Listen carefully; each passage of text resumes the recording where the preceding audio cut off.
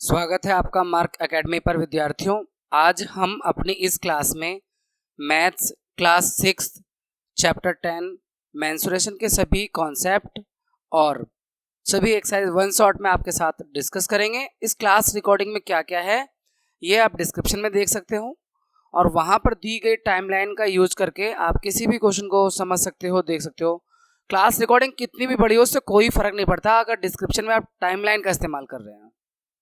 Timeline से direct किसी भी एक्सरसाइज के किसी भी क्वेश्चन को आप एक टच के जरिए देख सकते हैं, ढूंढने की जरूरत है ही नहीं। तो शुरुआत करते हैं अपने इस कॉन्सेप्ट को बच्चों। सबसे पहले पैरामीटर क्या होता है।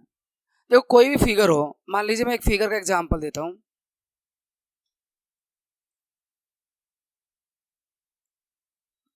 ये एक फिगर है, तो इस फिगर का ये जो बाउंड्री है ना जिसपे हम ये चले, ये जो बाउंड्री है इस पर अगर हम चलते हैं तो इसी को पेरीमीटर कहते हैं। इसी बाउंड्री की लंबाई को ही पेरीमीटर कहते हैं। जब आपसे पूछा जाए ना पेरीमीटर क्या होता है, तो कोई भी फिगर हो उसकी बाउंड्री पे चलोगे तो उसकी बाउंड्री की जितनी लंबाई होगी उसी को पेरीमीटर कहते हैं। तो अब पेरीमीटर ऑफ रेक्टेंगल क्या होता है ये सारी चीजें डिस्कस कर लेते हैं। देखो ये रेक्टेंगल का फिगर है, तो ये जैसे रेक्टेंगल है तो इसका पेरीमीटर ABCD, तो ये लेंथ होता है और ये ब्रेड्थ होता है।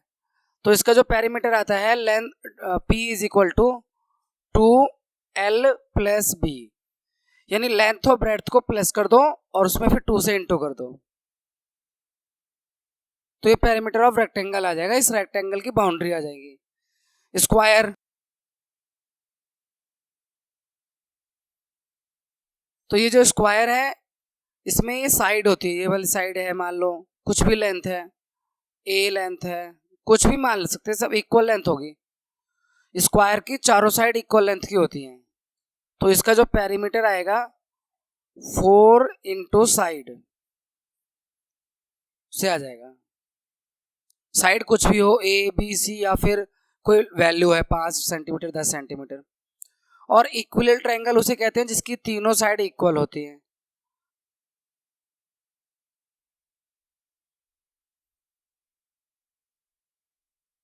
तो इक्विलेटरल ट्रायंगल का जो पेरीमीटर आएगा वो 3 इंटू साइड, यानी 3 से मल्टीप्लाई कर देंगे जो साइड की जो भी लेंथ होगी। साइड की लेंथ मान लो 7 है, 7 है, 7 है, तो 3 इंटू साइड मतलब 21। तो ये रेक्टेंगल ट्राइंगल का पेरीमीटर, इक्विलेटरल ट्राइंगल का पेरीमीटर 3 इंटू साइड से आता है। ठीक है ना। तो पेरीमीटर क्या हो गया ये आपको समझा दिया, और ये रेक्टेंगल का पेरीमीटर, स्क्वायर और इक्विलेटरल ट्राइंगल का पेरीमीटर का फॉर्मूला बता दिया। अब उससे आगे चलते हैं। एरिया क्या होता है। देखो पहले तो ये है कि रेगुलर क्लोज्ड फिगर क्या होता है। रेगुलर क्लोज्ड फिगर, तो रेगुलर क्लोज्ड फिगर को कहते हैं हम रेगुलर पॉलीगन।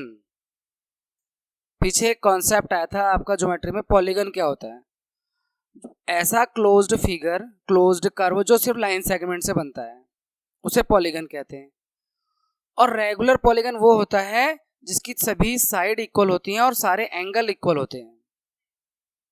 जैसे स्क्वायर एक रेगुलर पॉलीगन है, जैसे इक्विलेटरल ट्रायंगल एक रेगुलर पॉलीगन है ना। रेगुलर पेंटागन है, रेगुलर हेक्सागन है। रेगुलर का मतलब होगा कि उस फिगर की सभी साइड इक्वल लेंथ में है और सभी एंगल भी इक्वल हैं, उसे रेगुलर पॉलीगन कहते हैं। ठीक है ना। जैसे एग्जांपल के लिए देखो, मान लीजिए ये इक्विलेटरल ट्रायंगल है तो इसकी सभी साइड मान लीजिए 7, 7 और 7 है, और इसके सभी एंगल होंगे 60 डिग्री, 60 डिग्री, 60 डिग्री। तो ये रेगुलर पॉलीगन है, रेगुलर क्लोज्ड फिगर है ना। रेगुलर क्लोज्ड फिगर, इसे रेगुलर पॉलीगन भी कहते हैं। ऐसे एक रेगुलर पॉलीगन स्क्वायर है। देखो इसका अगर मान लीजिए सभी साइड है 6 सेंटीमीटर,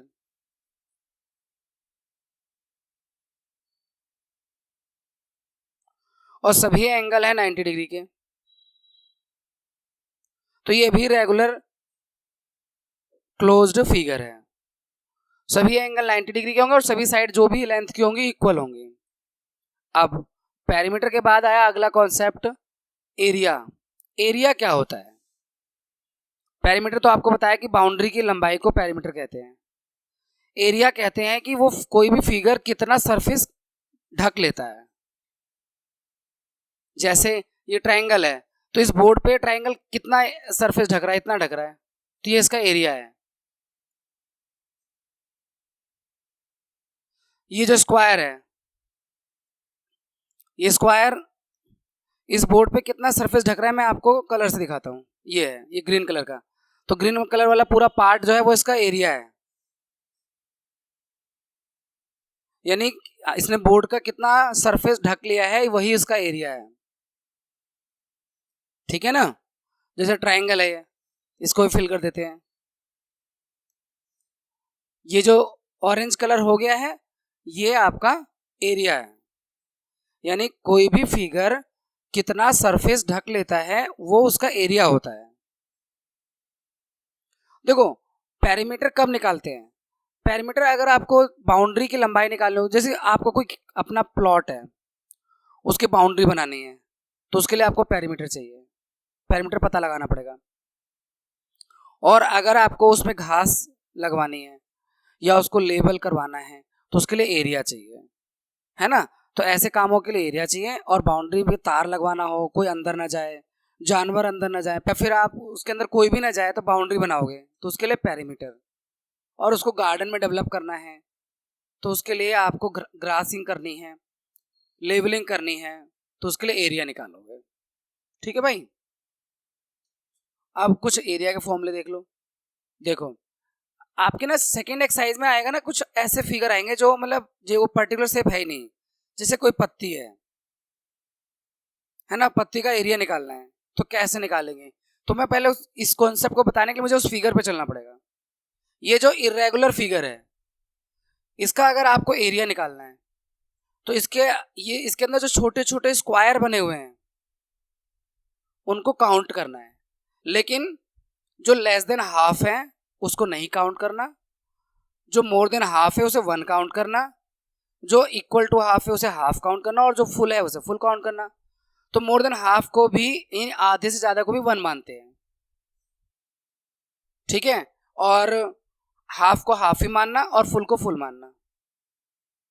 देखो ये जो इरेगुलर फिगर है, 1 मिनट इसकी बाउंड्री बना दें।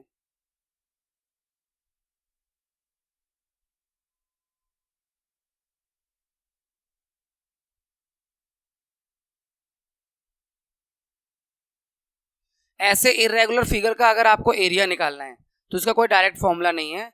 ये जितने स्क्वायर यूनिट्स में है उसके हिसाब से एरिया इसका फाइंड हो जाएगा। इसके अंदर जो स्क्वायर छोटे छोटे बने हुए हैं उसे काउंट करना है। अब कैसे काउंट करना है उसका एक रूल है। हाफ से लेस हाफ से कम होगा, लेस देन हाफ होगा तो उसे इग्नोर करना है। हाफ को हाफ काउंट करना है, फुल को फुल काउंट करना है, और मोर देन हाफ को भी फुल ही काउंट करना होता है।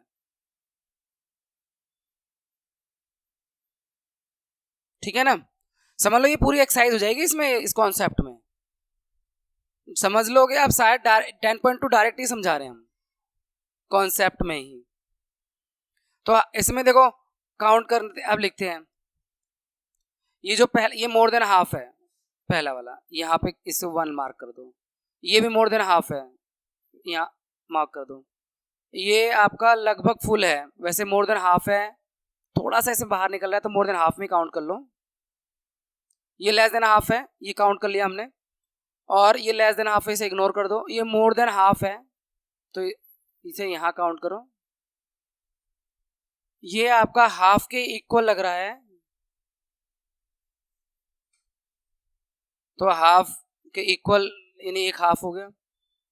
और ये हाफ से लेस लग रहा है तो इसे इग्नोर कर दो। इन दोनों में से किसी को इग्नोर करने का कंफ्यूजन लग रहा है थोड़ा सा। और ये लेस देन हाफ है, इसे इग्नोर कर दो। ये मोर देन हाफ है, इसे 1 काउंट कर लो यहाँ पे। फिर ये मोर देन हाफ है, ये भी 1 काउंट होगा। और फिर फुल बचा है 1 2, ये 2 फुल है ना? अब 1 2 3 4 5 6 and +2, 6 + 2 8 and half, 8 and half आ रहा है, लेकिन थोड़ा सा कंफ्यूजन हो सकता है इसमें भी, 8 भी आ सकता है 8 एंड हाफ भी आ सकता है, लेकिन नियरेस्ट आंसर रहता है ये। तो इसका एरिया हम कह सकते हैं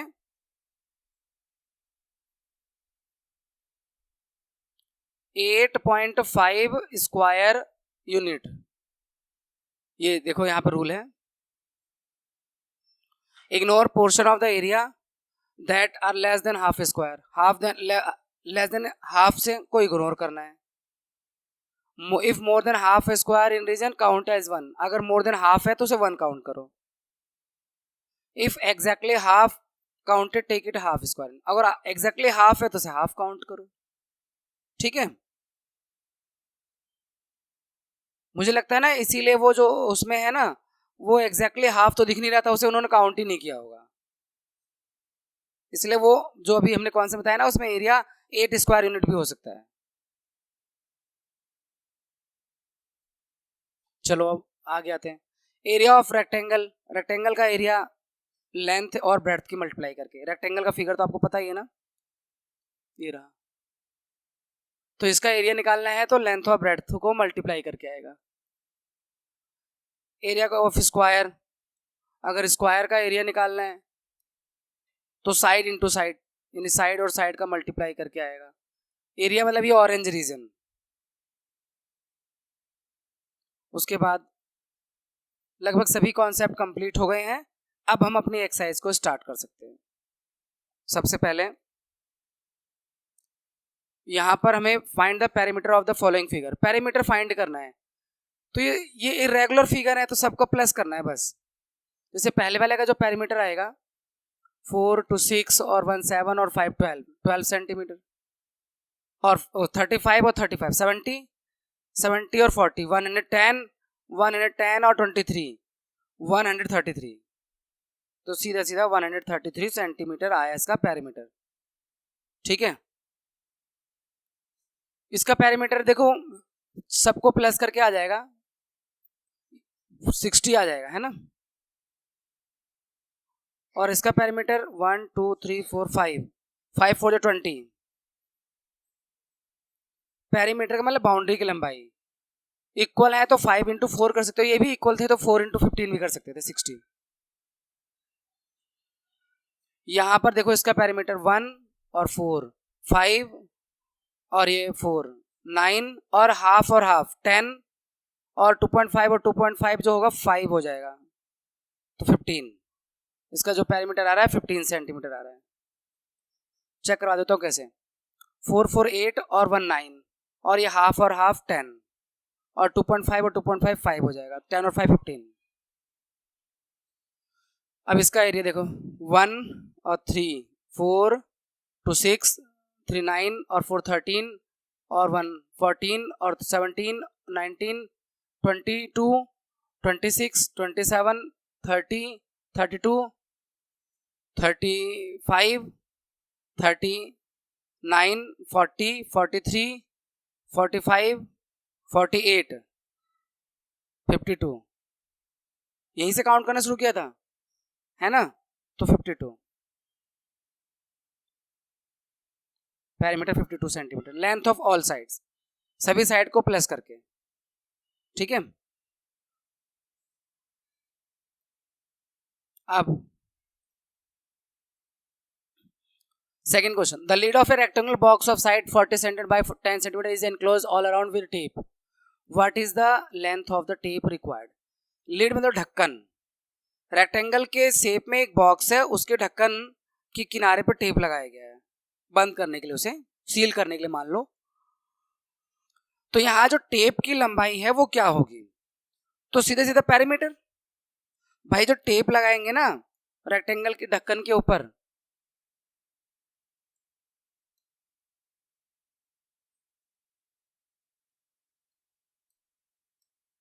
ये रेक्टेंगल का ढक्कन है, तो टेप ऐसे लगाएंगे, यहां पर टेप लगाएंगे, ऐसे ऐसे टेप लगा देंगे, तो एक तरह से पेरीमीटर निकालना है, तो लेंथ ऑफ द टेप जो आएगा, length of tape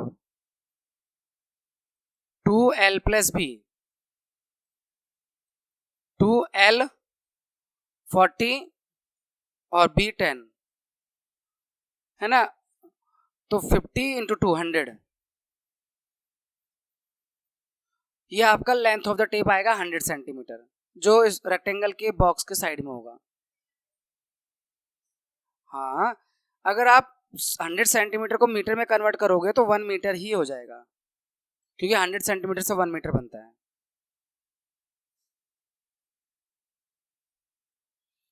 third question, a table top measure 2 metre 25 centimetre और 1 metre 50 centimetre, what is the perimeter of tape. देखो ये मीटर और सेंटीमीटर को मीटर में कन्वर्ट करना हमने डेसिमल वाले चैप्टर में सीख लिया है। तो ये जो लेंथ है एक तरह से वो है 2 मीटर और 25 सेंटीमीटर, तो ये हो जाएगा 2 प्लस 25 को मीटर बदलेंगे तो 100 से डिवाइड करेंगे, तो 2 प्लस 0.25 यानी 2.25 मीटर, ये लेंथ ऑफ द टेप आ गया। और ब्रेड्थ 1 मीटर और 50 सेंटीमीटर, तो 1.5 मीटर। जीरो लगाओ मत लगाओ, आपकी मर्जी है। अब what is the perimeter of table top, perimeter निकालना है 2L प्लस बी, L है यहां पर 2.25, B है 1.5 या 50, एक ही बात है। फिर यहाँ इन दोनों को पहले प्लस करेंगे तो 3.75 और 2 से मल्टीप्लाई करेंगे, 2 5 10 का 0, 1 कैरी ओवर, 2 7 14 15 का 5, 1 carry over, 2 3 6 1 7, 7.5 metre. Table top का जो पेरीमीटर है वो 7.5 मीटर है। What is the length of wooden strip required to frame a photograph of length and breadth 32 centimetre and 21 centimetre. मतलब एक फोटो फ्रेम है, उसको अगर किनारे लगानी है, स्ट्रिप लगानी है वुडन की, और जो फोटोग्राफ है उसकी लेंथ और ब्रेड्थ 32 और 21 है, तो कितना लकड़ी का स्ट्रिप लगेगा उसको बॉर्डर लगाने के लिए। जो लकड़ी की स्ट्रिप चाहिए वो भी पेरीमीटर में ही आना पड़ेगा, क्योंकि रेक्टेंगल की शेप में आ रहा है, फोटोग्राफ रेक्टेंगल की शेप में है। तो length of strip, length of strip, wooden strip या strip 2L plus B, L है 32, B है 21, तो ये 53, तो 106 सेंटीमीटर। अगर आप मीटर में चेंज करोगे तो 1.06 मीटर, 100 से डिवाइड करके मीटर में आ जाएगा, ठीक है। तो सेंटीमीटर में 106 सेंटीमीटर।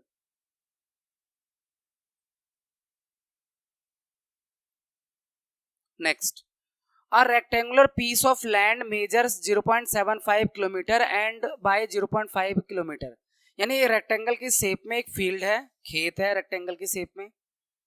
रेक्टेंगल तो मैंने आपको बता ही दिया है रेक्टेंगल कैसे होता है। इस तरह का कोई खेत है, फील्ड है, इसकी लेंथ दे रखी है 0.7 kilometre, breadth 0.5 kilometre, each side is to fence with 4 rows of wire, what is the length of wire. इसके किनारे पर बॉर्डर पर ना तार लगाने हैं, फेंस करना है तार से, तो वो भी एक नहीं 4 राउंड लगेंगे। तो पहले इसका पेरीमीटर निकाल लो, उससे एक राउंड का मालूम चल जाएगा, 4 से मल्टीप्लाई करेंगे तो टोटल लेंथ ऑफ वायर मालूम चल जाएगा। तो पहले पेरीमीटर निकाल लो, पेरीमीटर होता है 2L प्लस बी, पहले लेंथ ऑफ ब्रेड्थ को प्लस करो, प्लस करके इनका आंसर आएगा 1.2 और फिर 2 से मल्टीप्लाई कर दो 2.4 किलोमीटर। ये तो पेरीमीटर आया, लेकिन लेंथ ऑफ वायर 4 से मल्टीप्लाई करके आएगा।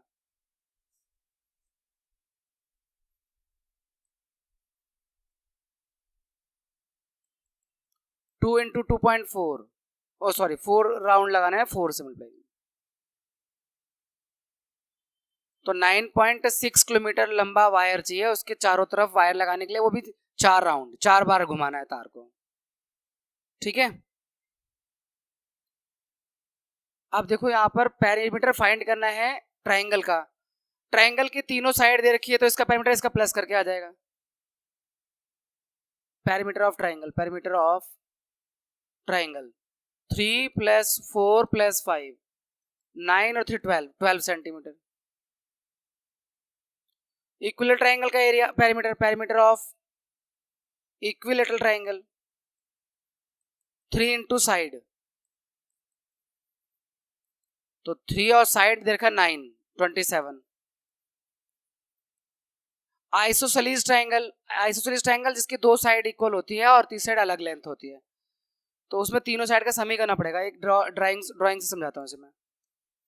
मान लो कुछ ऐसे है, तो इक्वल साइड इसकी 8 है और 8 है और थर्ड साइड 6 है, तो वही आएगा perimeter of triangle. Perimeter of इस ट्राइंगल जो होगा आइसोसेलेस ट्राइंगल 8 + 8 + 6 8 + 8 + 6 22 सेंटीमीटर। ठीक है, तो यहाँ पे नॉर्मल अगर ट्राइंगल के तीनों साइड अलग अलग हैं तो तीनों को प्लस करके पेरीमीटर आ गया। तीनों साइड सेम थी तो 3 से मल्टीप्लाई करके आ गया। अगर दो साइड सेम है और एक थर्ड इक्वल है तो वो भी प्लस करके ही आएगा। Find the perimeter of triangle with sides measuring 10 centimetre 14 centimetre 15 centimetre. तो हमें ट्राइंगल की साइड दे रखी है, पेरीमीटर निकालना कितना आसान है। पेरीमीटर सम ऑफ 3 साइड होगा 10 + 14 + 15 29 और 10 39। पेरीमीटर ऑफ ट्राइंगल होता है sum of all sides. Find the regular hexagon. देखो रेगुलर का मतलब जिसकी सभी साइड इक्वल हो और हेक्सागन का मतलब 6 साइड वाला। तो रेगुलर हेक्सागन की साइड 8 दे रखी है तो उसमें 6 साइड है, 8 × 6 पेरीमीटर आ जाएगा क्योंकि सभी इक्वल साइड है। तो perimeter of regular hexagon 6 × side 6 × 8 48 metre 48 metre. Regular hexagon, regular का मतलब इक्वल्स, हेक्सागन मतलब 6 साइड वाला फिगर, तो इसलिए 6 × side. Find the side of square whose perimeter is 20। देखो पेरीमीटर दे रखा है स्क्वायर का और साइड निकालनी है, तो पेरीमीटर ऑफ स्क्वायर का फॉर्मूला होता है बच्चों, पेरीमीटर ऑफ स्क्वायर 4 × साइड, ये होता है पेरीमीटर स्क्वायर, ये फॉर्मूला है। अब पेरीमीटर को लिख दो 20 क्योंकि पेरीमीटर दिया हुआ है और 4 × साइड। अब अगर साइड निकालनी है तो 4 से डिवाइड करना पड़ेगा क्योंकि 4 इधर मल्टीप्लाई में है तो इधर जाकर डिवाइड हो जाएगा, उल्टा हो जाता है। तो 20 / 4 5। जो पैरामीटर देखा है मीटर में देखा है तो 5 मीटर। ठीक है, perimeter of regular pentagon, regular मतलब जिसकी इक्वल साइड हो, पेंटागन मतलब 5 साइड, तो perimeter of regular pentagon, perimeter of regular pentagon है 100 सेंटीमीटर। ठीक है, और पेंटागन की पेरीमीटर होता है 5 × साइड, तो 5 × साइड आ गया 100, तो इधर 5 से डिवाइड हो जाएगा साइड निकालने के लिए। 100 / 5 तो 20, तो रेगुलर पेंटागन की जो साइड आ रही है 20 सेंटीमीटर आ रही है। देखो अब एक 11th क्वेश्चन में एक स्ट्रिंग है, मतलब एक धागा समझो, एक तार भी समझ सकते हो, जो 30 सेंटीमीटर लॉन्ग है। फिर वो पहले को बोल रहा है what be the length of each of side of string in form. अगर उस स्ट्रिंग को मोड़कर एक स्क्वायर बना दें, मतलब तार को ऐसे मोड़ के स्क्वायर का शेप दे दें, तो उसकी साइड क्या होगी। इसका मतलब वो जो स्ट्रिंग है जो 30 सेंटीमीटर वो स्क्वायर का एक तरह से पेरीमीटर हो गया, क्योंकि उसी का स्क्वायर बनाया है ना मोड़ के। तो पेरीमीटर मालूम है तो साइड निकल जाएगी 4 से डिवाइड करके। तो पहले केस में पेरीमीटर ऑफ स्क्वायर 30, क्योंकि बेटा वो 30 सेंटीमीटर का ही तार है जिसे मोड़ के स्क्वायर बनाया गया है, तो वो उसका पेरीमीटर बन जाएगा। तो पेरीमीटर स्क्वायर होता है 4 × साइड, 4 इंटू साइड 30, तो साइड निकालना है तो 30 को 4 से डिवाइड करना पड़ेगा, 7.5 सेंटीमीटर, ये आ गया। उसके बाद उस तार को इक्विलेटरल ट्रायंगल की शेप में मोड़ दिया, फिर तार को सीधा किया और एक ट्रायंगल का शेप दे दिया इक्विलेटरल। तो इस बार ये 30 सेंटीमीटर जो है वो इक्विलेटरल ट्रायंगल का पेरीमीटर बन जाएगा, क्योंकि तार पेरीमीटर मतलब होता है तार की लंबाई, बाउंड्री की लंबाई और तार की लंबाई एक ही बात है ना। तो पेरीमीटर बी वाले पार्ट में ये हो जाएगा perimeter of equilateral triangle, equilateral triangle 30 centimetre. तो पेरीमीटर का फॉर्मूला होता है इसमें 3 into side is equal to 30, तो 3 से डिवाइड कर दोगे साइड ऑफ ट्रायंगल आ जाएगी 10। तो ट्रायंगल की साइड जो है इक्वल ट्रायंगल की साइड 10 सेंटीमीटर है। अब इसी तार को मोड़कर रेगुलर हेक्सागन बनाया गया है, फिर तार सीधा किया और हेक्सागन के शेप में मोड़ दिया, यानी 6 साइड वाला फिगर जो है। तो अब पेरीमीटर ऑफ रेगुलर हेक्सागन भी 30 ही माना जाएगा, क्योंकि तार की लंबाई तो वही है, तार तो चेंज हो नहीं रहा। Perimeter of regular hexagon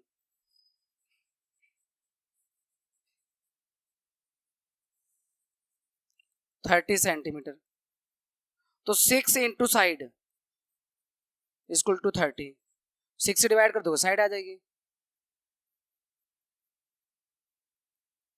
30 divide by 6 5 centimetre. ठीक है भाई। आप देखो two side of a triangle, triangle की दो साइड, चलो फिगर बनाते हैं फिर समझाते हैं। मान लो ट्रायंगल की दो साइड दे रखी हैं, एक साइड है यहाँ पर 12 और एक है 14, और पेरीमीटर दे रखा है, यानी पेरीमीटर पूरा लेंथ दे रखा है 36 सेंटीमीटर।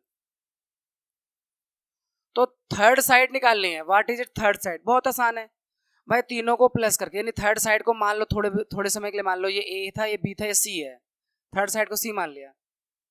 तो पेरीमीटर में तीनों साइड का सम होता है ना, तो इसका मतलब 12 और 14 और सी को सम करके 36 आ रहा है। सी मतलब थर्ड साइड, थर्ड साइड को सी मान लिया हमने, कोई भी लेंथ हो सकती है ना ए बी सी, तो हमने सी मान लिया। तो ये दोनों प्लस करके इधर लाके माइनस कर दो, सी निकल जाएगा। 12 और 14 26 होता है, और 26 उधर प्लस में इधर आएगा तो माइनस का हो जाएगा, 26 माइनस किया तो 10 सेंटीमीटर, थर्ड साइड 10 सेंटीमीटर आ रही है, क्योंकि देखो 10 ये होगा 14 और 12, तो 24 और 12 36, सबका सम 36 हो गया, है ना। तो अगर हमें किसी ट्रायंगल की दो साइड मालूम है और पेरीमीटर मालूम है, तो पेरीमीटर में से दोनों साइड का सम माइनस करोगे तो थर्ड साइड आ जाएगी। इसके बाद find the cost of fencing a square park of side 250 metre at the rate of ₹20 per metre. मतलब एक पार्क है, उसकी फेंसिंग करनी है, यानी उसकी चारों तरफ या तो दीवार लगा रहे हो या तार लगा रहे हो, कुछ भी कर रहे हो, फेंसिंग वाला बाउंड्री लगाना। तो फेंसिंग करने का खर्चा निकालना है, कॉस्ट निकालनी है, और रेट दे रखा है कि ₹20 पर मीटर, यानी 1 मीटर अगर लंबा तार लगेगा या कुछ भी होगा तो ₹20 लगेंगे। तो पहले हम इसका पेरीमीटर निकाल लें, फिर उसका रेट से मल्टीप्लाई कर देंगे, पेरीमीटर से मालूम चलेगा बाउंड्री कितनी है, फिर ₹20 से मल्टीप्लाई कर देंगे तो कॉस्ट कितना है वो मालूम चल जाएगा फेंसिंग का। तो perimeter of square, perimeter of square 4 into side, side को 4, क्योंकि चारों साइड इक्वल होती है ना इसलिए, और साइड है 250 का, तो ये हो गया 1000 मीटर। अब कॉस्ट ऑफ फेंसिंग, फेंसिंग वाला बाउंड्री लगाने का खर्चा है, तार लगाओ या दीवार बनाओ कुछ भी करो, तो ये 1000 और ₹20 के हिसाब से 20,000 रुपए। फेंसिंग करने का कॉस्ट 20,000 रुपए आएगा। ठीक है भाई, ये आपने पहले क्या दिया था, साइड दी हुई थी, उसे आपने पेरीमीटर निकाल लिया और रेट दे रखा है ₹20 पर मीटर, तो 20 से मल्टीप्लाई करके कॉस्ट आ गया 20,000 रुपए। Next, find the cost of fencing a rectangular park of length 175 metre and breadth 125 metre at the rate of ₹12। बिल्कुल सेम ही है, बस पेरीमीटर पहले निकालना है। रेक्टेंगल का पेरीमीटर होता है लेंथ और ब्रेड्थ को प्लस करके 2 से मल्टीप्लाई करते हैं। स्क्वायर का पेरीमीटर जो होता है साइड को 4 से मल्टीप्लाई करके आ जाता है। तो इसमें रेक्टेंगल पेरीमीटर निकालेंगे, फिर कॉस्ट निकालना है तो रेट से मल्टीप्लाई कर देंगे, कॉस्ट ऑफ फेंसिंग। तो perimeter of rectangle, perimeter of rectangle 2L plus B, length 175 metre है और ब्रेड्थ 125 मीटर है, तो ये 300 हो जाएगा प्लस करके, और 600 मीटर का इसका पेरीमीटर है। अब cost of fencing, cost of fencing यानी फेंसिंग करने की जो लागत आएगी, पेरीमीटर को रेट से मल्टीप्लाई कर देना। 12 रुपए रेट है ना पर मीटर का, तो 12 6 72 और 2 0, 7200 रुपीज लगेगा इसकी फेंसिंग में, है ना भाई। अगला देखो, Sweety runs around a square park of side. अब देखो स्वीटी जो है वो एक स्क्वायर पार्क के चारों ओर दौड़ती है ना। ये स्क्वायर पार्क मान लो और इसकी साइड है 75। स्क्वायर की सभी साइड इक्वल होती हैं। और बुलबुल रन्स अराउंड, ये स्वीटी का पार्क है, स्वीटी स्वीटी जहां दौड़ती है। और बुलबुल रन्स अराउंड ए रेक्टेंगुलर पार्क, ये बुलबुल जो है रेक्टेंगुलर पार्क के अराउंड दौड़ती है जिसकी लेंथ 60 है और ब्रेड्थ 45 मीटर है। ये बुलबुल इस पार्क के अराउंड दौड़ती है। हु कवर्स लेस, कौन कम चलता है, तो पेरीमीटर निकालना पड़ेगा, फिर से पेरीमीटर निकालना पड़ेगा। इसका स्वीटी का जो लेंथ आएगा पेरीमीटर से वो आएगा आपका 4 into side, 4 into side, 4 into 75, 300 metre. Sweety run करती है 300 मीटर, 300 मीटर स्वीटी रन करती है। बुलबुल का पेरीमीटर देखते हैं, 2L प्लस बी, L 60 और B 45, 60 और 45 105, और 105 का 2 से मल्टीप्लाई करेंगे 210। तो बुलबुल कम दौड़ रही है क्योंकि उसका जो आ रहा है पार्क की बाउंड्री की लेंथ आ रही है 300 मीटर और बुलबुल का 210 मीटर, तो बुलबुल रन्स लेस।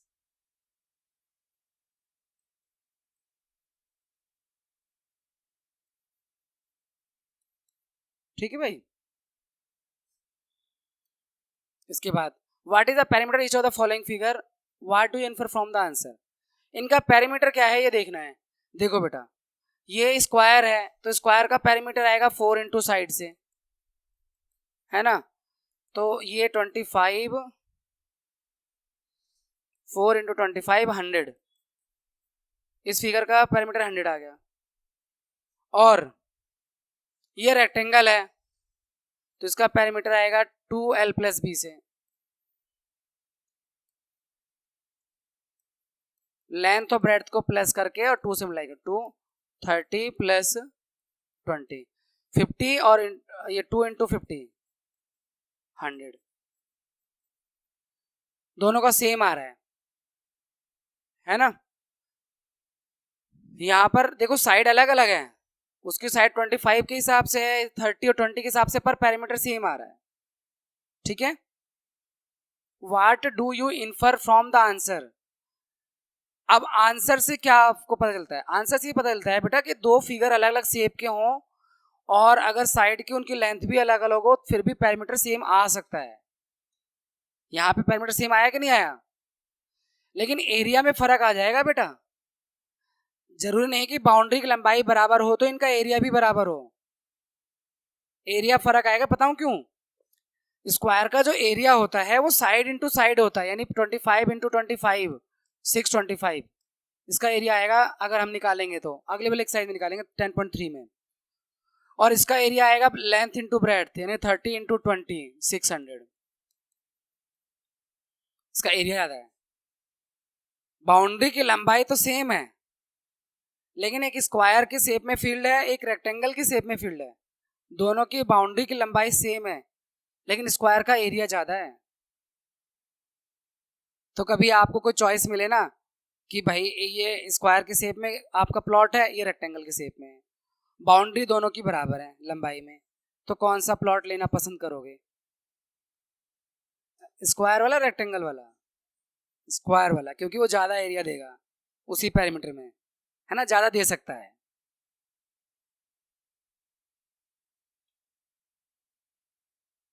देखो यहाँ पर इसका जो पैरामीटर आएगा रेक्टेंगल है 2l+b, 40+10, 50 × 10 100। देखो यहाँ भी पैरामीटर 100 आ रहा है, और यहाँ पे पैरामीटर जो आएगा 40+30+30 100। देखो यहाँ पे भी 100 आएगा। तो यहाँ पे जो फिगर दिया है ना, ये समझाने के लिए कि देखो फिगर अलग अलग हो रहे हैं पर पैरामीटर सबका सेम आ रहा है, 100 100 100 सब में। अब देखो 17th क्वेश्चन है, Avneet buys 9 square paving slabs. Square की शेप में स्लैब्स हैं, जैसे टाइल होती है ना वैसे है अवनीत के पास, with each side of ½ metre, हर एक की साइड ½ मीटर है। जो स्क्वायर की शेप में जो टाइल है ना, उसकी एक साइड ½ मीटर की है, सभी बराबर ही होंगे, हाफ हाफ 4 साइड होंगे। तो he lays them in the form of square, वो स्क्वायर के शेप में रखता है। What is the parameter of this arrangement, तो इसका पैरामीटर क्या होगा? या इस वाले जब जब ये टाइल को ऐसे बिछा देता है, 9 टाइल को, देखो एक ये है, 2 3 ऐसे करके 9 है, तो इसका पैरामीटर क्या होगा ये कह रहा है।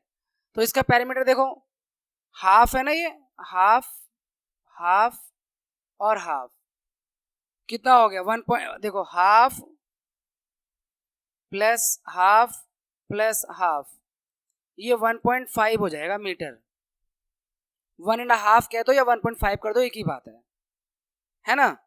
अब ये स्क्वायर है ना, तो इसका पैरामीटर आएगा 4 इंटू साइड, साइड है 1.5, भाई एक साइड 1.5 आ गए ना, तो 4 इंटू साइड 6, इसका पैरामीटर कितना आ गया 6। अब उसमें दूसरा वाला अरेंजमेंट है, ये इसका भी पैरामीटर निकालना होगा। देखो ये देखो, विच हैज ग्रेट साइड, सारी को ये वाला अरेंजमेंट अच्छा नहीं लगा, उसने ये 9 टाइल को ऐसे लगा दिया, मतलब ये सारी का अरेंजमेंट है। ये तो उसने किया था ना, इसका नाम क्या था, नवनीत, अवनीत, अवनीत ने ऐसे लगाया था, सारी ने ऐसे लगाया है, ठीक है, टाइल को। तो सारी के जो डिजाइन बनाया है, इसका पैरामीटर क्या होगा ये निकालना है। तो देखो अब ये कैसे निकलेगा, हाफ, कितने हाफ है गिनो, 1 2 3 4 5 6 7 8 9 10 11 12 13 14 15 16 17 18 19 20 हाफ है, यानी जो इसका पैरामीटर आएगा 20 इंटू हाफ, तो 2 से जाएगा 10 बार में, तो 10 metre.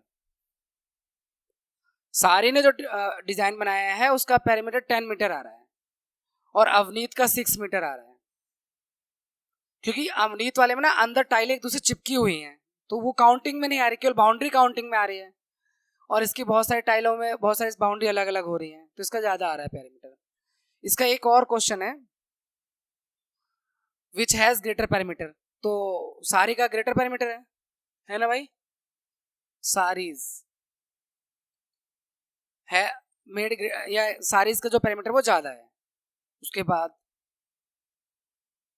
Avneet wonders if their way of getting even a greater parameter, क्या मतलब, अब अवनीत सोचता है क्या इससे भी बड़ा पैरामीटर आ सकता है, मतलब 10 से भी ज्यादा आ सकता है, ये जो बनाया है डिजाइन, इसमें 10 आ गया, इसमें 6 आया, इसमें 10 आया पैरामीटर, अब क्या इससे भी बड़ा पैरामीटर आ सकता है, ऐसे 9 टाइल को बिछाएं। तो ये एक एक्टिविटी है कि आपको करनी, ये मैंने नहीं करनी है, आपको 9 टाइल लेनी है, या आप अपने पेंसिल से ही अपनी कॉपी पर ड्राइंग बना सकते हो। और कंडीशन ये है ड्राइंग बनाते समय, can you find way of doing this, the paving slab must meet along complete edge if they can not be broken, मतलब उनकी एज मिलनी चाहिए, टाइल चिपक चिपक के होनी चाहिए। तो ये आपका क्वेश्चन है कि क्या इससे बड़ा पैरामीटर आ सकता है, आपको खुद से डिजाइन करके देखना है। कि पॉसिबल है या नहीं है। ठीक है, तो ये आप जरूर करिएगा इसको।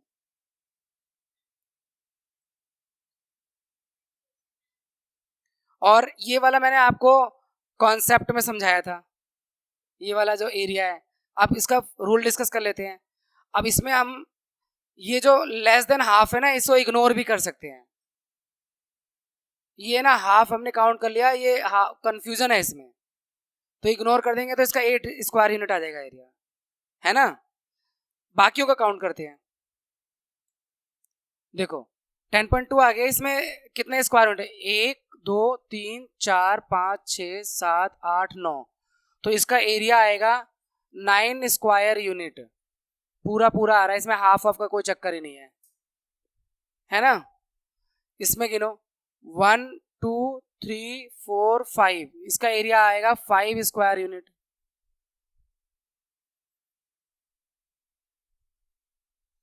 सी में देखो, फुल देख लो पहले, 1 2, ये फुल हो गया 2, और हाफ है 1 2 3 4, 4 का हाफ 2 हो जाएगा, क्योंकि दो हाफ को एक बनाएंगे ना, तो 2 और 2 4, इसका एरिया आएगा 4 स्क्वायर यूनिट। ठीक है ना भाई, इसका एरिया 1 2 3 4 5 6 7 8,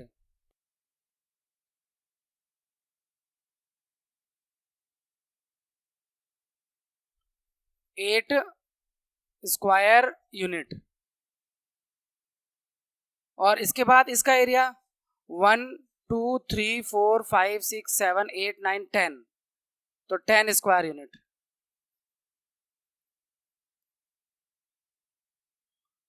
इसमें देखो हाफ वाला पहले फुल ही रहा 1 2, और हाफ वाले हैं 1 2 3 4, 4 का 4 हाफ करोगे तो 2 बन जाएगा, 2 और 2 4, तो इसका एरिया 4 स्क्वायर यूनिट।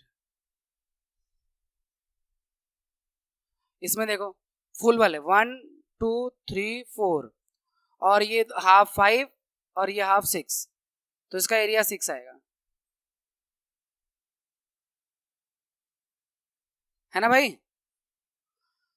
इसमें 1 2 3 4 5, 5 फुल है, तो इसका एरिया 5 स्क्वायर यूनिट है, 5 स्क्वायर यूनिट है। इसके बाद 1 2 3 4 5 6 7 8 9, इसका एरिया 9 स्क्वायर यूनिट है।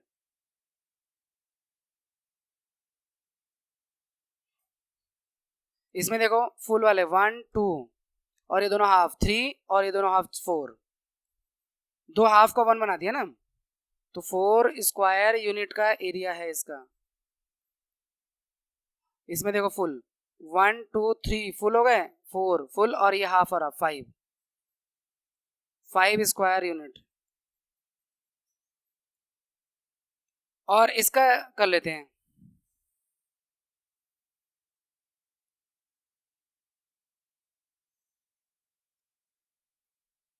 दोबारा से कॉन्सेप्ट में अगर नहीं देखा होगा तो दोबारा से आ जाएगा।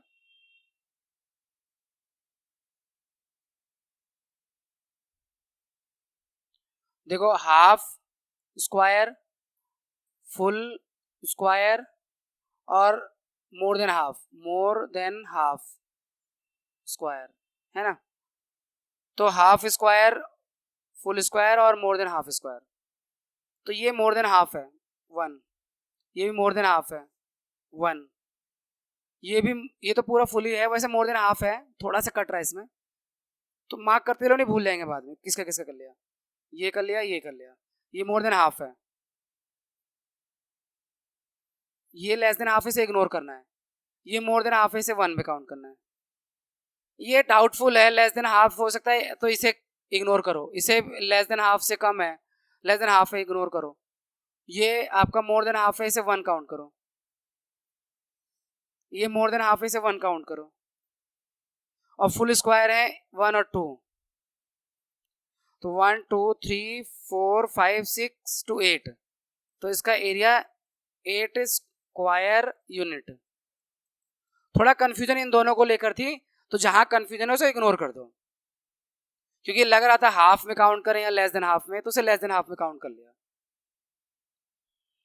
देखो अब इसका वाला एरिया, हाफ स्क्वायर और फुल स्क्वायर और मोर देन हाफ स्क्वायर। तो ये आप फुल फॉर्म लिखना, ये आप ऐसे शॉर्ट फॉर्म मत लिखना। ये मोर देन हाफ है, ये रहा, ये तो फुल है, फुल फुल थोड़ा मोर देन हाफ ही है, थोड़ा सा कट गया है, तो एक मोर देन हाफ में ये हो गया। चलो मोर देन हाफ को वन फुल में काउंट करना है तो इसे लिखने का फायदा ही क्या है, हटा दो इसे, है ना, इसे हटा भी सकते हैं क्योंकि मोर देन हाफ को फुल में ही काउंट करना है, हाफ और फुल, और लेस देन हाफ को इग्नोर करना है। तो दोबारा से काउंट करते हैं,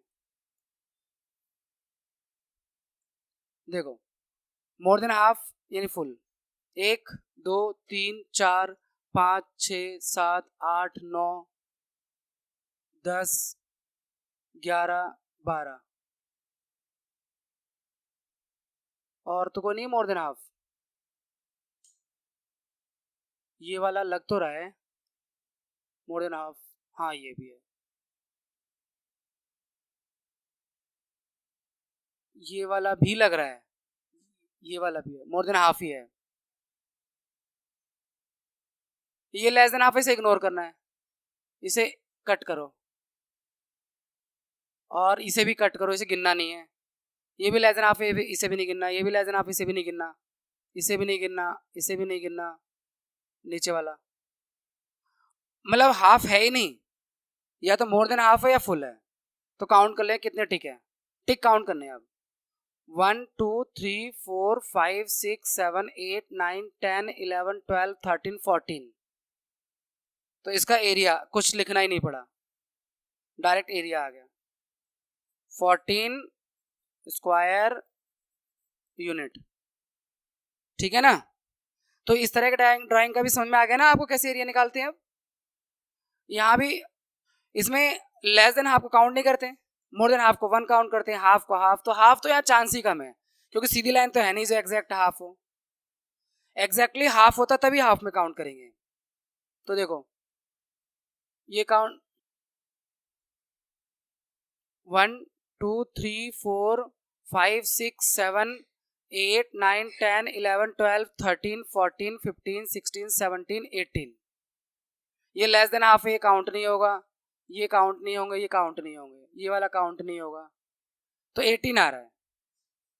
तो एरिया जो आ रहा है 18 स्क्वायर यूनिट, ठीक है भाई, क्लियर। अब अपने पास लास्ट एक्सरसाइज आ गया 10.3। देखो बेटा, find the area of rectangle who sides, rectangle का एरिया निकालना है, साइड्स दे रखी हैं। तो एरिया का फॉर्मूला रेक्टेंगल का होता है length into breadth, area L into B यानी 3 इंटू 4 12 सेंटीमीटर स्क्वायर। इसमें एरिया 12 इंटू 21, 12 12 का 2 1 कैरी ओवर, 12 24 25, 252 मीटर स्क्वायर इसका एरिया बी का। सी का एरिया 2 इंटू 3 6 स्क्वायर किलोमीटर, ठीक है। और ये देखो यहाँ गड़बड़ हो जाएगी, ये मीटर में सेंटीमीटर में है, दोनों सेम यूनिट में होना चाहिए तभी मल्टीप्लाई होता है, प्लस माइनस मल्टीप्लाई जो भी करना है। तो इस सेंटीमीटर को आपने मीटर में बदलना है, तो 100 से डिवाइड कर दो, पीछे सीख कर आए हो 0.7 मीटर। तो एरिया इसका आ जाएगा 2 इंटू 0.7 14 1.4 मीटर स्क्वायर, या स्क्वायर यूनिट एक ही बात है, ठीक है। तो रेक्टेंगल का एरिया लेंथ इंटू ब्रेड्थ से आता है, हमने मल्टीप्लाई कर दिया। बस आपको एक सावधानी रखनी है कि अगर लेंथ और ब्रेड्थ अलग अलग यूनिट में हो तो उनको सेम यूनिट में बदल लेना, जैसे लास्ट वाले में किया है, उसके बाद ही मल्टीप्लाई करना। Find the area of square, square का एरिया आपको होता है साइड इंटू साइड से आता है, तो इसका 10 इंटू 10 तो 100 सेंटीमीटर स्क्वायर। इसका एरिया 14 इंटू 14 196 सेंटीमीटर स्क्वायर। और इसका area 5 into 5 25 metre square. Square unit लिखते हैं या मीटर स्क्वायर, यहाँ पर ऐसे दोनों में इसको लिखते हैं। इसके बाद the length and breadth of 3 rectangle. देखो 3 रेक्टेंगल का लेंथ और ब्रेड्थ दिया हुआ है और आपको बताना है which one has largest area and which one has small, किसका एरिया सबसे कम है और किसका एरिया सबसे ज्यादा है। तो देखो ए का एरिया जो ए का आएगा वो लेंथ इंटू ब्रेड्थ से आएगा, 9 इंटू 6 54 मीटर स्क्वायर। बी का एरिया जो आएगा 7 इंटू 3 51 मीटर स्क्वायर। और सी का एरिया जो आएगा 4 इंटू 14 56 मीटर स्क्वायर। तो किसका एरिया ज्यादा आ रहा है? सी का आ रहा है 54 51 56 और सबसे कम बी का आ रहा है ना। सी हैज लार्जेस्ट एरिया और B has smallest area.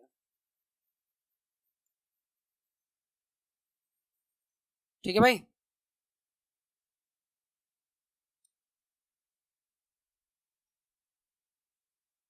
Next, the area of rectangle there garden, rectangular garden 50 metre long is this. देखो रेक्टेंगल का एरिया दे रखा है और उसकी लेंथ दे रखी है और ब्रेड्थ निकालना है, विड्थ यानी चौड़ाई निकालनी है। तो रेक्टेंगल का एरिया जो आता है, देखो बेटा, एरिया ऑफ रेक्टेंगल दे रखा है 300 स्क्वायर मीटर। तो रेक्टेंगल का एरिया आता है length into breadth is equal to 300। ये अब लेंथ दे रखी है 50, ब्रेड्थ नहीं मालूम है, तो ब्रेड्थ के साथ जो मल्टीप्लाई में उसे इधर लाओगे डिवाइड में हो जाएगा। भाई मल्टीप्लाई वाला डिवाइड हो जाता है, प्लस वाला माइनस हो जाता है। तो b इज इक्वल टू 300 और 50 से डिवाइड करो तो 0 से 0 काट दो, 5 6 30, तो उसका जो ब्रेड्थ आएगा 6 मीटर आएगा। रेक्टेंगल का विड्थ जो है 6 metre. What is the cost of tiling a rectangular plot of land 500 meter long and 20 meter wide at the rate of rupees 8 per 100 square meter? यानी एक प्लॉट है रेक्टेंगल के shape में जिसका लेंथ और ब्रेड्थ दिया हुआ है 500 मीटर और 200 मीटर। इसके ऊपर टाइल लगानी है, यानी टाइल से बिछाना है, उसको कवर करना है। तो उसमें कितना कॉस्ट आएगा? रेट दे रखा है 8 रुपीज 8 है पर 100 स्क्वायर मीटर का, यानी 100 स्क्वायर मीटर का 8 रुपया है। तो जो एरिया आएगा उसको 100 से डिवाइड करके फिर 8 से मल्टीप्लाई कर देंगे। पहले एरिया निकाल देते हैं, एरिया ऑफ प्लॉट।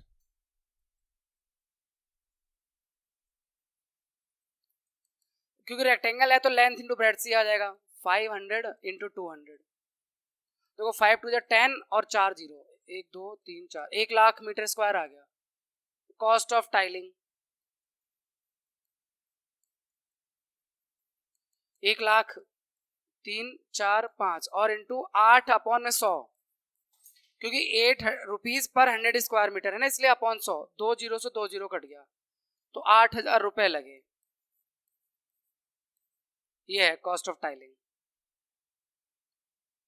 उसके बाद a table top measures 2 metre by 1 metre 50 centimetre. What is the area, what is its area in square metre? देखो लेंथ तो ठीक है, ब्रेड्थ में सेंटीमीटर दे रखा है, तो 1 मीटर और 50 सेंटीमीटर का मतलब होता है 1.5 मीटर। डेसिमल वाला चैप्टर अगर आपने किया है तो आपको पक्का हो गया होगा, है कि नहीं? तो ये 1.5 मीटर हो जाएगा। तो लेंथ भी दे रखी है, ब्रेड्थ, एरिया निकालना है। Area of table top, area of table top, क्योंकि रेक्टेंगल की शेप में है तो लेंथ इंटू ब्रेड्थ से एरिया आएगा। तो 2 और 1.5 3.0 स्क्वायर मीटर, 3.0 स्क्वायर मीटर।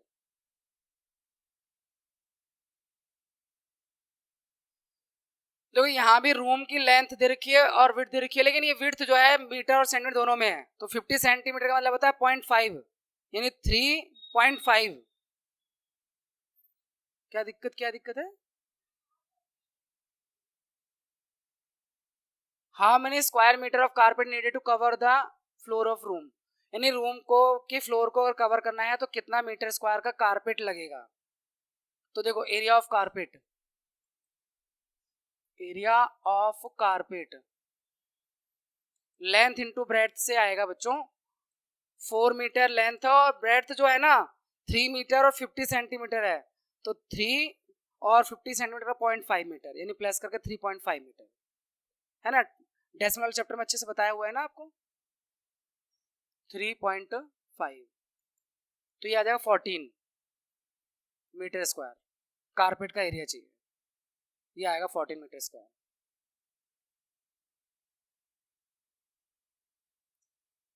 अब फ्लोर है, 5 मीटर लॉन्ग है, 4 मीटर वाइड है, a square carpet of side 3 metre is laid on the floor, find the area of the floor that is not carpeted. मतलब floor का area जो length और breadth है 5 और 4 है, 5 मीटर और 4 मीटर लॉन्ग है, उसके ऊपर एक कारपेट बिछा दिया है, लेकिन उसका साइड जो है 3 मीटर का है, तो यानी पूरे में कारपेट तो आई नहीं, कारपेट से एरिया बच भी गया ना, खाली पड़ा भी होगा एरिया, वही बताना है कि जो एरिया पर कारपेट नहीं डला है वो कितना है। तो टोटल एरिया में से कारपेट का एरिया माइनस कर दो, area not carpeted, floor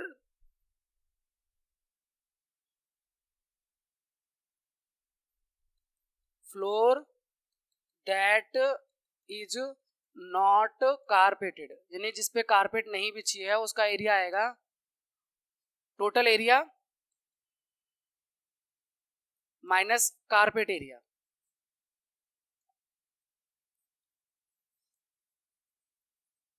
total area आपका 5 और 4 यानी लेंथ और ब्रेड्थ, माइनस स्क्वायर का एरिया साइड इंटू साइड यानी 3 इंटू 3, 20 माइनस 9, 11 मीटर स्क्वायर का एरिया वो है जिसपे कारपेट नहीं डला है उस पूरे रूम में।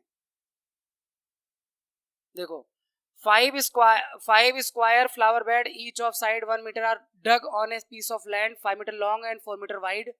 देखो एक ऐसा लैंड है, मान लो ये 5 मीटर लॉन्ग है, 4 मीटर वाइड है, और इसमें फ्लावर बेड बनाए गए हैं स्क्वायर के शेप में। कितने फ्लावर बेड है इसमें देखना पड़ेगा, 5। तो देखो जैसे 1 हो गया, 2,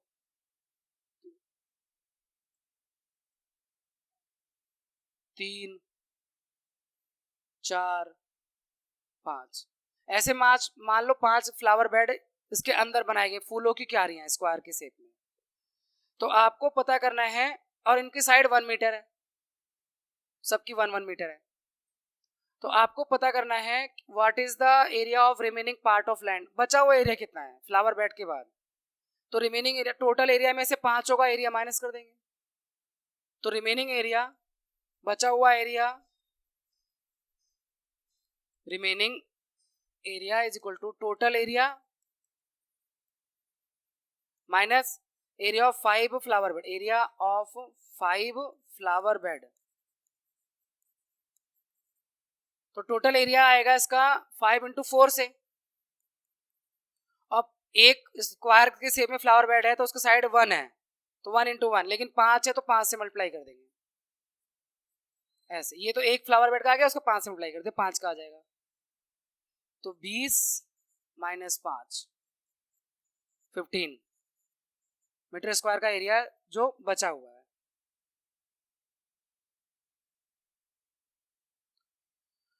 देखिए अगला क्वेश्चन है, by splitting the following figure into rectangle find the area. इसको रेक्टेंगल के शेप में तोड़कर फिर एरिया निकालना है। देखो ये है ना प्रॉपर शेप है नहीं, तो इसे रेक्टेंगल के शेप में ऐसे ब्रेक करेंगे, एक ये हो गया, फिर दूसरा ये हो जाएगा, तीसरा ये हो जाएगा, ऐसे हो गया रेक्टेंगल। ध्यान देना बोर्ड पर, ये रेक्टेंगल जो है लेंथ इसकी 4 है, ब्रेड 3 है, यानी 4 इंटू 3 से एरिया आ जाएगा। ये वाला जो रेक्टेंगल है इसकी ब्रेड 4 है, लेंथ 4 है, और ब्रेड पता कितनी होगी, 1 होगी, क्योंकि टोटल 4 है, 4 में से 3 कम हो गया है, क्योंकि यहाँ तक तो 4 है, यहाँ से लेके यहाँ तक, इसमें से 3 कम हो गया यानी 1। अब ये वाला जो रेक्टेंगल है ये कितना होगा, देखो 3 और 4 7, 7 में से आपका कितना कम हो रहा है, आपका 2 कम हो रहा है, तभी आ रहा है ना, यानी 5 और 2, लेंथ 5 और ब्रेड्थ 2, और इसका कितना कम हो रहा है देखते हैं, टोटल कितना है, 3 और 4 7, टोटल चौड़ाई 7 है, 2 ये कम हो गया, 3 है, 5 कम, 2 बचा, ये 2 बचा हुआ है, तो इसका आएगा 2 इंटू 1। थोड़ा दिमाग लगाने का है ये क्वेश्चन, है तो आसान, लेकिन फिगर में किसकी लेंथ कितनी आ रही है उसके लिए दिमाग लगाना पड़ेगा। बता देता हूँ एक बार कैसे। टोटल चौड़ाई मालूम चल गई हमें 7 है, ठीक है। अब 7 में से अगर 2 कम करो 5, इतना 5 बचेगा। 7 में से 3 कम करो 4, ये 4 बचा है, ये 5 बचा है। और 7 में से देखो 2 ये कम हुआ, 3 5 कम हो गया, तो ये 2 ही तो बचेगा जो रेड किया हुआ है। अब और टोटल इस ब्रेड्थ कितनी है देखो, और ये वाली 1 और 2 3 और 4 7, ये भी 7 ही है, 7 है। 3 ये हुआ, 1 4 और 2 6 और 1 7। देखो 3 लंबाई ये है, मैं कलर चेंज करता हूँ, सब में ऐसे करना पड़ेगा। ये 3 है और ये 1 है, 4 और ये 2 है, 6 और ये 1 है, 7 हो गई नहीं 7 पूरी। और ब्रेड्थ में देखो ये 3 है और ये 4 है, 7 हो रही है। देखो 2 और 5, 7 हो रही है। 3 और 2 5 और ये 2 7, ये भी हो रही है कि नहीं, है ना भाई। तो अब इसका एरिया कितना आएगा, देखो एरिया आ रहा है इसका प्लस करके 4 इंटू 3 12, 4 1 जा 4, 5 2 जा 10 और 2 1 जा 2,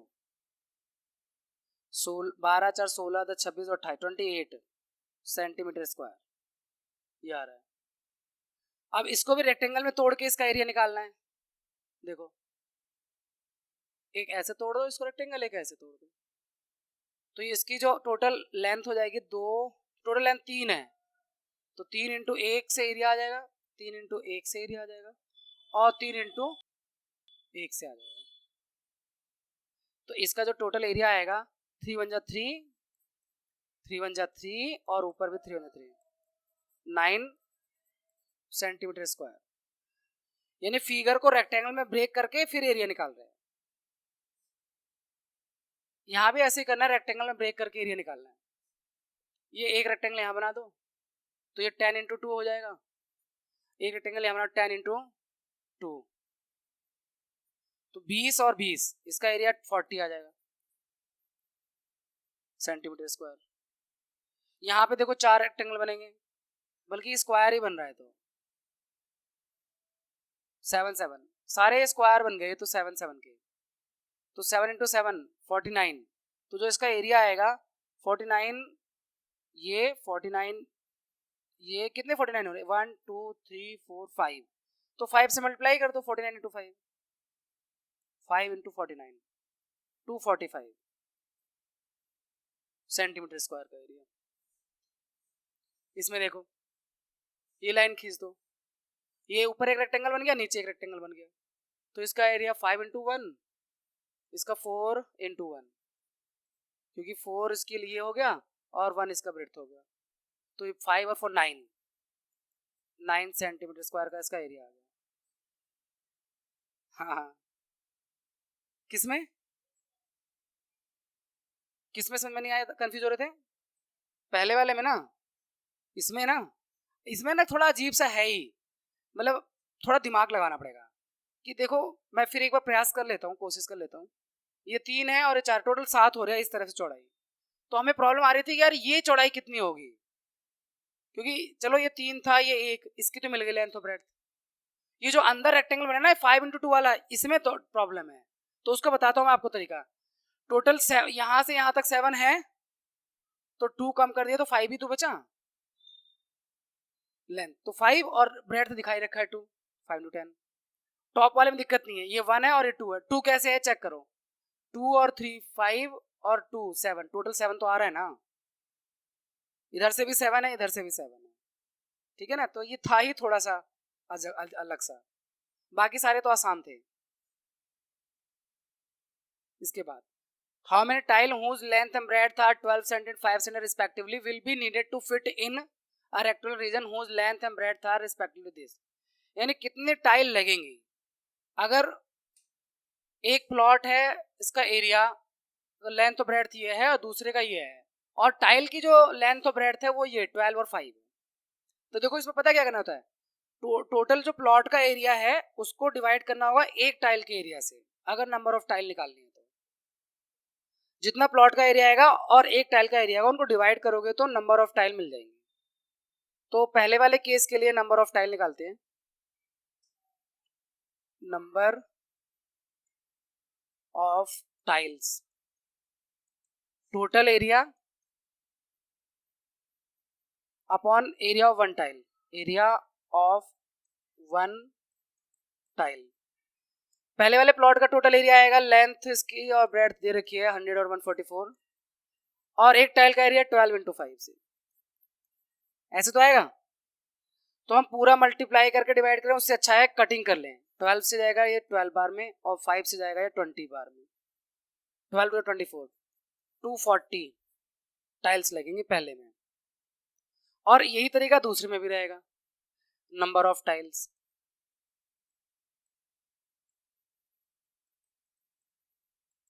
देखो टोटल एरिया इसका वही आएगा जो लेंथ 30 और 76 और 30 और 36 और 70 और 36, और टाइल का 12 इंटू 5। देखो 12 से 3 बार में और 5 से 14 बार में, 14 3 जा 42, इसमें 42 टाइल्स लगेंगी। इस तरह से आपका एक शानदार चैप्टर और पूरा होता है। Have a happy learning. अपना और अपनी पढ़ाई का, यानी अपनी सेहत का और अपनी पढ़ाई का आप विशेष ध्यान रखेंगे। मिलते हैं आपसे नेक्स्ट चैप्टर।